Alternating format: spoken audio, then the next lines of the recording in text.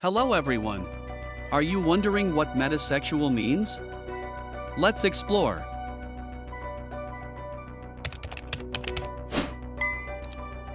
Metasexual describes someone who is attracted to the ideas or mind of a person more than their physical attributes. For metasexual individuals, intellectual or philosophical connections are the primary source of attraction, making the mental or conceptual aspects of a person more important than their physical appearance. This orientation emphasizes the importance of shared values, deep conversations, and intellectual stimulation in forming romantic or sexual attraction. Metasexuality recognizes that a person's mind and ideas can be the most compelling and attractive aspects, leading to relationships that are based on mental and emotional connections rather than physical ones. In essence, being metasexual is about finding attraction in the intellect and ideas of others, prioritizing the mental over the physical in romantic or sexual relationships.